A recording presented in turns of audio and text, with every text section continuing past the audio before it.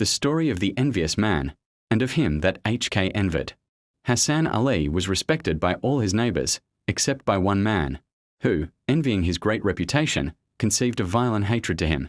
Hassan endeavoured in vain, by repeated good offices, to overcome this dislike, but finding his neighbour's ill will unconquerable, he determined to remove to another town, rather than live at enmity. He removed accordingly, put on the habit of a dervish, and passed his time in retirement. The sanctity of his manners, and the benevolence of his heart, acquired him general esteem. He was raised to the head of a convent of dervises, and his reputation spread abroad, till it reached the town he had left, and renewed the ill will of his UN-worthy neighbour. This man, becoming more inveterate than ever against Hassan, determined to visit him at his convent, with intent to destroy him. Hassan received him kindly, and readily went with him into the garden of the convent, to hear the business he pretended to have with him. It was night, and the envious man was well acquainted with the garden. He prolonged the conversation till they came to the edge of a deep well, when suddenly turning, he pushed Hassan into it. He then left the convent hastily and returned home, rejoicing that he had gratified higher malice and destroyed the good dervish. It chanced that the well was inhabited by fairies and genii, who received Hassan and preserved him. While he was reflecting on these events, he heard a voice relating his story, and after highly praising him, go on to declare that the Sultan intended to visit him the next TFA to recommend his daughter to his prayers. Another voice asked, what need had the princess of the dervish's prayers? To which the first answered, she is possessed by a genie, but the cure is easy. There is in the convent a black cat with a white spot at the end of her tail. Let 7 of these white hairs be burned in presence of the princess, and the genie will leave her, and never dare to return.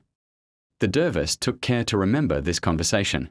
In the morning he got out of the well without difficulty. When he entered the convent, his cat coming as usual to play about him, he pulled out 7 hairs from the white spot on the tail, and put them safely by. Shortly afterward, the Sultan arrived with his attendants.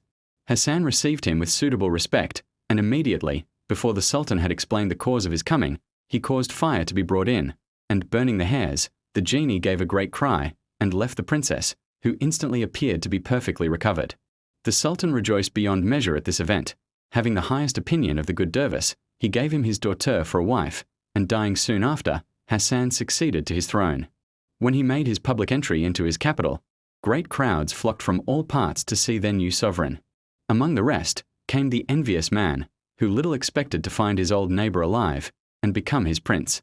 The good Hassan, seeing him in the throng, commanded him to be brought before him. The envious man came into his presence trembling, and expecting the punishment he deserved, but the Sultan ordered him valuable presents, and dismissed him with this remark, I freely forgive thy past malice, and consider thee as entitled to reward, having been the cause of my good fortune, but as the evil thou didst intend me has been most serviceable to me, so the good I now do thee will become evil if thou dost not shake off thy malignity. You see, genie, said I, how nobly Hassan Ali behaved to his enemy. Let me entreat you to follow his example. Instead of attending to my request, the genie threw some earth in Ivy face, and vanished. I found myself Adoni removed from the palace to the ridge of a mountain, and transformed into an ape. I was overwhelmed with sorrow at this metamorphosis. One determined, without knowing why, to leave the mountain and go to the seacoast, which I saw at a great distance. When I came there, I found a vessel at anchor near the shore. One broke off the arm of a tree, and getting on it, guided it with 2 small sticks, which served me for oars, till I came close to the vessel, when I seized a rope, and jumped on Bocarat RL. The passengers had seen my dexterity with much pleasure, but when I leaped on board, their superstition took alarm. Everyone pursued me with handspikes or arrows, and I should certainly have been slain, if I had not thrown myself at the feet of the captain, and, by my tears and expressive gestures, obtained his protection. A few days after we made the port of a capital town. On our arrival, some officers came on board, and desired as many as chose, to write in a paper they produced. The reason of this request was, the vizier of the country was lately dead, who, besides possessing other great talents, was a very fine writer, and the Sultan had determined not to give his place but to one who would write as well. Everybody, on hearing this story, was eager to write. When they had done, I made signs that one could write. The officers paid no regard to me, but the captain stood once more my friend. At his request a pen was given to me, and I wrote 6 sorts of hands used among the Arabians, each specimen being a distich in compliment to the Sultan. As soon as that prince saw my writing, he ordered his officers to conduct the writer to court in great pomp, and to declare him vizier. The officers could not restrain their laughter on receiving this order, but immediately apologized to their sovereign by acquainting him that TB.9 rider was not a man, but an ape. The Sultan was amazed, and expressed great desire to see me. On my being introduced, I directly paid my respects to him in the usual manner, to the surprise of the spectators, who wondered how an ape should distinguish the prince and behave to him so properly. The Sultan, retiring to dine, made a sign for me to attend him. After dinner a chessboard was brought in, and on his pointing to it, one made him understand that I could play the game. We sat down. The Sultan won the first game, but I won the second and third. Seeing him disconcerted, I immediately wrote a complimentary distich, which restored his good humour. The Sultan had a daughter who was justly called the Lady of Beauty, of whom he was exceeding fond. Thinking the sight of so wonderful an ape would entertain her, he sent for her. On her entering the room she let fall her veil, though there were only the customary attendants present. The Sultan inquired the cause of this novelty. "Sir," replied the princess, "the ape that you have by you is a young prince transformed by enchantment. I have learned the 70 rules of magic, whence I know, at first sight, all persons who are enchanted, and how they became so."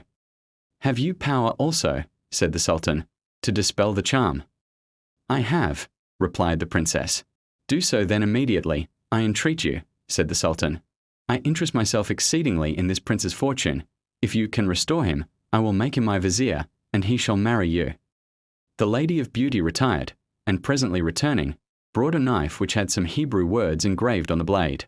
She conducted the Sultan and myself, attended by the master of the eunuchs and a little Siavi, into a private court of the palace, and placing us in the gallery, she drew a circle within which she wrote several words in Arabian characters, some of them ancient, others of the character of Cleopatra. When she had finished the circle, she placed herself in the center of it, where she began adjurations, and repeat verses out of the Alcoran. The air insensibly grew dark. All at once the genie appeared in the shape of a lion of a frightful size. "Wretch," said the princess to him, "darest thou present thyself in that shape, thinking to frighten me?" "And thou," replied the lion, "art thou not afraid to break the treaty which was so solemnly made between us? But thou shalt quickly have thy reward." At these words he opened his terrible jaws and ran at her to devour her, but she leaped backward, pulled out one of her hairs, and, by pronouncing 3 or 4 words, changed herself into Percent's sharp sword, and cut the lion in 2. The lion vanished, and a scorpion appeared in his room. The princess became a serpent, and fought the 6-Corpion, who, finding himself worsted, took the shape of an eagle, and flew away. The serpent also took the same shape and pursued him, so that we lost sight of them both. Some time after the ground opened, and there came forth a cat, with her hair standing upright, and making a fearful mewing. A black wolf followed her close, and gave her no time to rest. The cat, thus hard beset, changed herself into a worm, and a pomegranate lying by the side of the canal. The worm pierced it in an instant and hid itself, but the pomegranate immediately swelled as big as a gourd, and presently burst into several pieces. The wolf became a cock, and picked up the seeds of the pomegranate. When he could find no more, he came toward us, as if he would ask us whether he had left any. There was one lying at the brink of the canal, which we perceiving, pointed it out to the cock, which ran speedily toward it. Just as he was going to pick it up, the seed rolled into the river, and became a little fish. The cock jumped into the river, and was turned into a pike, which pursued the small fish. They continued both under water about 2 hours, and we began to wonder what had become of them, when, on a sudden, we heard such terrible cries as made us tremble, and presently we saw the princess and the genie all in flames. They threw flashes of fire at each other so fiercely that we apprehended that the palace would be consumed. But we soon had more reason to be alarmed, for the genie, having got loose from the princess, came to the gallery and blew flames on us. The princess flew to our relief and beat away the genie, but in that momentary attack the Sultan's face was dreadfully scorched, the eunuch was stifled, and a spark entering M.Y right eye, it became blind. We expected nothing but death, when we heard a cry of victory. Victory, aye, though princess appeared in her natural shape, but the genie was reduced to a heap of ashes. The princess hastily caught up some water in the hollow of her hand, and uttering certain words, she threw it over me, and I became a man as before, one eye only excepted. As I was about to return thanks to my deliverer, she prevented me by addressing her father thus: "Sir, I have got the victory over the genie, but it is a victory that costs me dear, as I have but a few moments to live. This would not have been had I perceived the last of the pomegranate seeds, and swallowed it as I did the others. That oversight obliged me to have recourse to fire, and to fight with those mighty arms, as I did, between heaven and earth, in your presence. I have conquered and reduced the genie to ashes, but the fire pierced me also during the terrible combat, and I find I cannot escape death." We were thunderstruck at this declaration, and had scarce recovered the power of expressing our sorrow, when the princess cried out, "Oh, I burn!" She continued some time crying out, till at last the effect of the fire was so violent, that she also, as the genie, was reduced to a heap of ashes. I was inexpressibly grieved for this fatal misfortune. The Sultan fainted away, and when he revived, he continued several days so ill that his life was despaired of. When he was a little recovered, he sent for me. "Prince," said he, "listen to the orders I now give you. It will cost you your life if you do not obey them. I have constantly lived in felicity till you arrived in my dominions. I need not remind you of the sad reverse I now experience, or of the loss of my daughter. You are the cause of all. Depart from hence in peace, without delay. I am persuaded your presence brings mischief along with it. Depart, and take care of ever appearing again in my dominions. There is no consideration that shall hinder my Marquis LG you repent of it if you do." I was going to reply, but he prevented me, and drove me from his presence with words full of anger. Ejected, banished, thrown off by all the world, I caused my beard and eyebrows to be shaved, and set off for Baghdad, lamenting more for the two unfortunate princesses than for my own wretchedness. I arrive here this evening, and hope to get admission to the commander of the faithful, and, by reciting my strange adventures, to obtain his princely compassion.